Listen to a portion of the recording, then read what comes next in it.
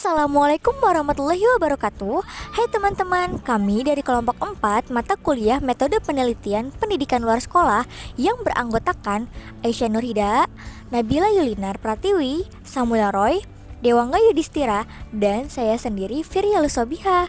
Yuk sama-sama kita dengarkan materi yang akan disampaikan oleh teman-teman kita. Selamat menyaksikan. A. Teknik pengumpulan data. Kegiatan penelitian yang terpenting adalah pengumpulan data. Menyusun instrumen adalah pekerjaan penting di dalam langkah penelitian, tetapi mengumpulkan data jauh lebih penting lagi, terutama jika peneliti menggunakan metode yang rawan terhadap masuknya unsur subjektif peneliti. Itulah sebabnya menyusun instrumen pengumpulan data harus ditangani secara serius agar diperoleh hasil yang sesuai dengan kegunaannya, yaitu pengumpulan variabel yang tepat. Seperti sudah dijelaskan, data yang diungkap dalam penelitian dapat dibedakan menjadi 3 jenis, yaitu fakta, pendapat, dan kemampuan. Untuk mengukur ada atau tidaknya, atau besar kecilnya kemampuan objek yang diteliti, seringkali menggunakan tes. Untuk manusia, instrumen yang berupa tes ini dapat digunakan untuk mengukur kemampuan dasar dan pencapaian atau prestasi. Untuk mengukur kemampuan dasar antara lain dengan tes inteligensi atau IQ, tes minat, tes bakat khusus, dan sebagainya. Khusus untuk tes prestasi belajar yang biasa digunakan di sekolah adalah tes buatan guru dan tes terstandar. Lalu, bagaimana cara kita mengumpulkan data? Yang pertama, melalui kuesioner atau angket. Sebagian besar penelitian umumnya menggunakan kuesioner sebagai metode yang dipilih untuk mengumpulkan data. Kuesioner atau angket memang mempunyai banyak kebaikan sebagai instrumen pengumpul data. Prosedur penyusunan kuesioner berupa A. Merumuskan tujuan yang akan dicapai dengan kuesioner. B. Mengidentifikasi variabel yang akan dijadikan sebagai sasaran kuesioner. C. Menjabarkan setiap variabel menjadi subvariabel yang lebih spesifik dan tunggal. Dan D.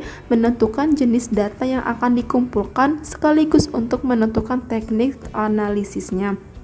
Penentuan sampel sebagai responden kuesioner perlu mendapat perhatian pula.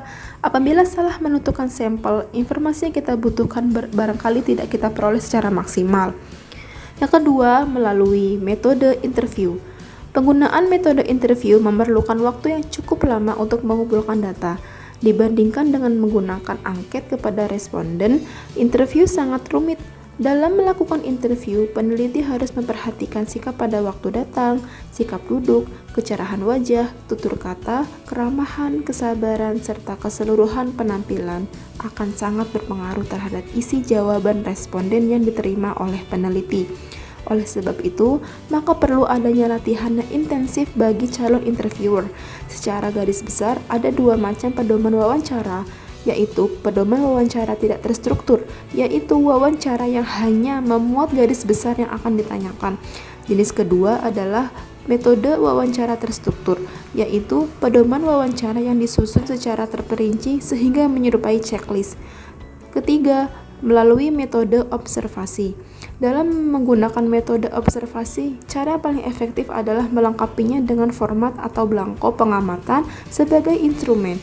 Format yang disusun berisi item-item tentang kejadian atau tingkah laku yang digambarkan akan terjadi. Peranan yang paling penting dalam menggunakan metode observasi adalah pengamat. Yang keempat, melalui metode dokumentasi. Tidak kalah penting dari metode-metode lainnya, metode dokumentasi yaitu mencari data mengenai hal-hal atau variabel yang berupa catatan, transkrip, buku, surat kabar, majalah, prasasti, not tulen rapat, lengger, agenda, dan sebagainya. Dibandingkan dengan metode lain, maka metode ini agak tidak begitu sulit. Dalam arti, apabila ada kekeliruan, maka datanya masih tetap atau belum berubah. Dengan metode dokumentasi yang diamati, bukan benda hidup atau benda mati. Saya akan menjelaskan bagian 2 yang B, yaitu instrumen penelitian. Instrumen penelitian adalah alat bantu yang digunakan oleh peneliti untuk mengumpulkan data penelitian. Contoh-contoh instrumen penelitian sosial adalah yang pertama, kuesioner atau angket. Angket atau kuesioner pada umumnya digunakan sebagai instrumen penelitian survei atau riset yang menggunakan pendekatan kuantitatif. Kuesioner bisa terdiri atas dua pertanyaan-pertanyaan yang bersifat tertutup dan terbuka. Yang kedua, ada panduan wawancara. Penelitian sosial yang melibatkan wawancara sebagai teknik pengumpulan data umumnya membutuhkan panduan wawancara atau istilah Inggrisnya interview guide. Yang ketiga, buku catatan atau buku harian peneliti sebaiknya memiliki buku catatan penelitian atau buku harian untuk menuliskan apa yang menarik dan berhubungan dengan fokus penelitian. Yang keempat, ada alat rekam. Alat rekam bisa terdiri dari kamera, video, atau perekam suara. Sebagai instrumen penelitian, alat rekam mempermudah peneliti melakukan pengumpulan data. Misalnya, ketika wawancara, peneliti bisa mendapatkan narasi detail melalui transkrip apabila wawancara direkam. Tentu saja, etika penelitian tetap harus diperhatikan dengan cara meminta izin terlebih dahulu sebelum memulai merekam. Yang kelima, ada buku tes. Buku tes bisa digunakan sebagai instrumen penelitian, terutama riset yang bersifat eksperimen.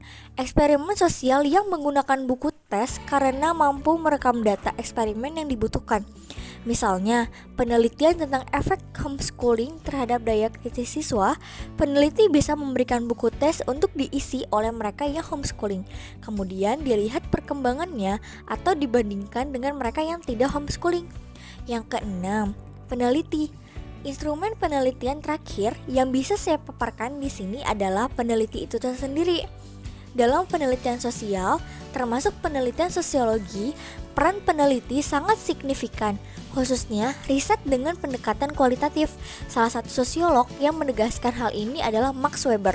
Menurut Weber, peneliti harus melakukan interpretasi terhadap tindakan sosial yang dilakukan oleh subjek penelitian yang diteliti.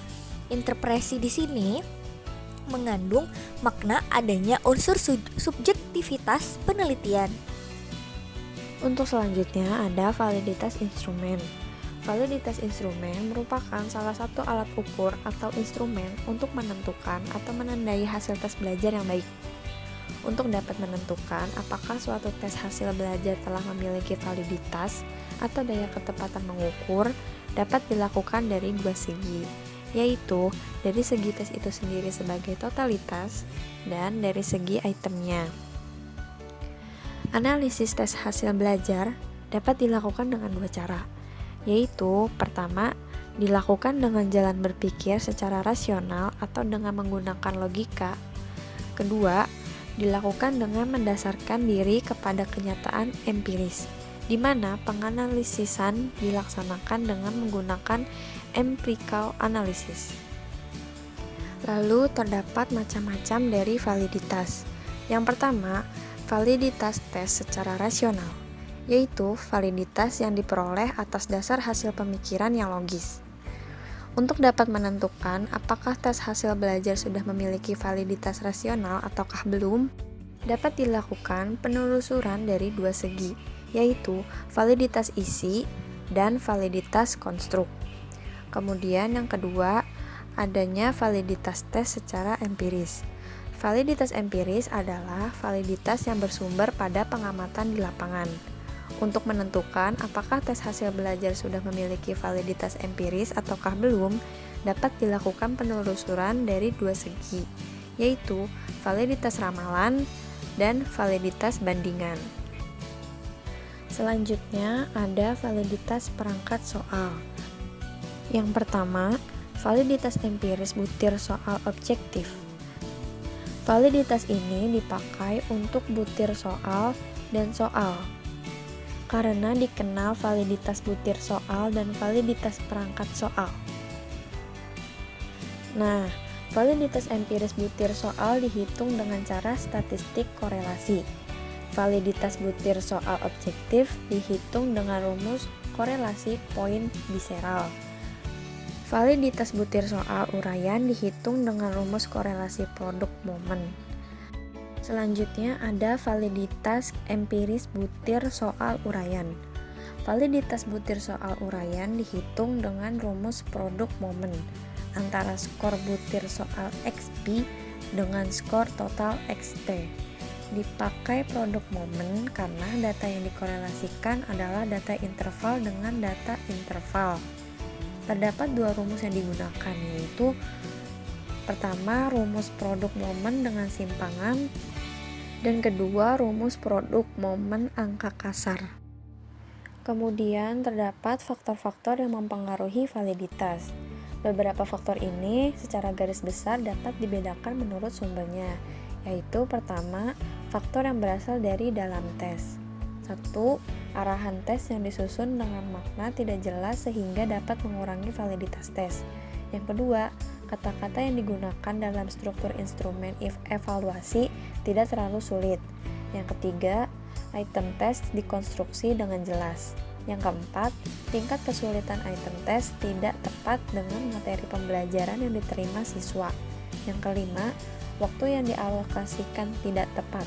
Hal ini termasuk kemungkinan terlalu kurang atau terlalu longgar.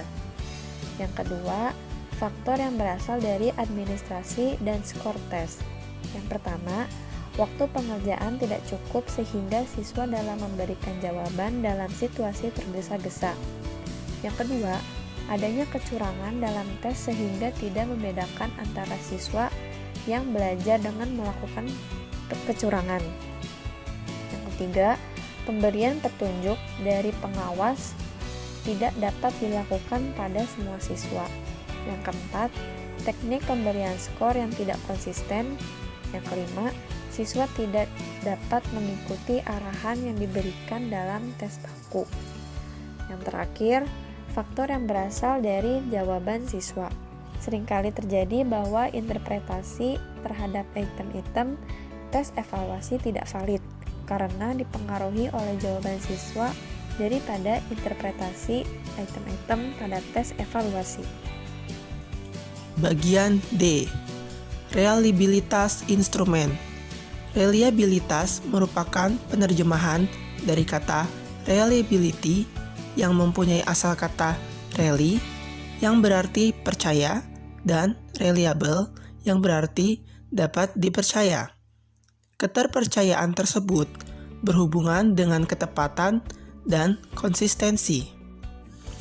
Menurut Azwar, reliabilitas berhubungan dengan akurasi instrumen dalam mengukur apa yang diukur, kecermatan hasil ukur, dan seberapa akurat seandainya dilakukan pengukuran ulang. Azwar juga menyatakan reliabilitas sebagai konsistensi pengamatan yang diperoleh dari pencatatan berulang baik pada satu subjek maupun sejumlah subjek. Kertlinger memberikan batasan tentang reliabilitas, yaitu pertama, reliabilitas dicapai apabila kita mengukur himpunan objek yang sama berulang kali dengan instrumen yang sama, maka akan memberikan hasil yang sama. Yang kedua, reliabilitas dicapai apabila ukuran yang diperoleh dari suatu instrumen pengukur adalah ukuran yang sebenarnya untuk sifat yang diukur. Dan yang ketiga, reliabilitas dicapai dengan meminimalkan galat pengukuran yang terdapat pada suatu instrumen pengukur. 1. Reliabilitas atau keandalan empiris soal. Secara empirik, tinggi rendahnya reliabilitas ditunjukkan oleh suatu angka yang disebut koefisien reliabilitas. Reliabilitas empiris soal juga dihitung dengan teknik statistik, yaitu dengan cara korelasi.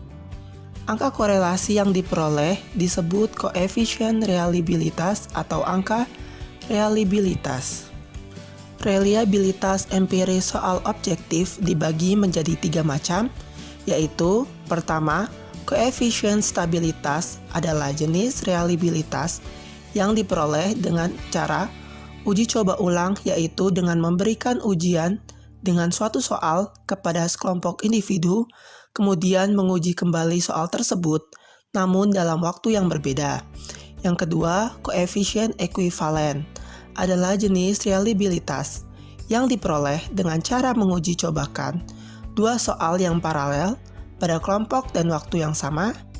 Dan yang ketiga, koefisien konsistensi internal adalah reliabilitas yang diperoleh dengan cara menguji cobakan suatu soal dan menghitung korelasi hasil uji coba dari kelompok yang sama. Ada 3 cara untuk memperoleh reliabilitas jenis ini, yaitu cara belah 2, cara Kuder-Richardson 20, dan cara Cronbach khusus untuk soal uraian. Lalu yang kedua ada faktor-faktor yang mempengaruhi reliabilitas instrumen. Yang pertama ada panjang tes, kedua ada penyebaran skor, ketiga ada kesulitan tes, keempat ada objektivitas. Beberapa kesalahan dalam pengukuran. Pengukuran adalah pemberian angka yang merefleksikan karakteristik suatu objek. Sebuah pengukuran belum tentu memberikan nilai atau angka sebenarnya atas suatu karakteristik yang diukur, melainkan lebih cenderung hanya memberikan nilai atau angka observasi atas karakteristik yang diukur. Menurut True Score Model, skor suatu objek yang diukur atau XO dipengaruhi oleh systematic error atau XS, random error atau XR, dan true score dari karakteristik objek yang diukur itu sendiri atau XT. Dalam persamaan matematis, ini dapat dilambangkan sebagai berikut. XO sama dengan XT plus XS plus XR. Systematic error atau XS mempengaruhi akurasi pengukuran secara konstan atau terus-menerus. Random error ini mempengaruhi observed score atau XO dengan sifat yang sama setiap kali pengukuran itu dilakukan. Misalnya, karena faktor mekanis seperti method error dan systematic respondent error. Contoh method error adalah instrumen alat ukur yang tidak bekerja dengan akurat sebagaimana mestinya. Contoh systematic respondent error adalah adanya social desirability bias, yaitu cenderungan seseorang untuk menjawab pertanyaan sedemikian rupa sehingga membuat dirinya terlihat positif sesuai dengan norma yang standar yang diakui banyak orang. Tipe kesalahan berikutnya adalah sampling error, yaitu ketidakakuratan karena penentuan ukur sampel yang salah. Sampel yang dipilih tidak representatif, penentuan sampling frame yang keliru, dan sebagainya. Nah, teman-teman, itu dia materi yang dapat kami sampaikan pada bagian ini. Oh iya, kepada teman-teman semua, jangan lupa ya untuk like, comment, and subscribe channel YouTube kita. Semoga kita bisa bertemu lagi pada video-video selanjutnya. Sampai jumpa lagi teman-teman. Dadah.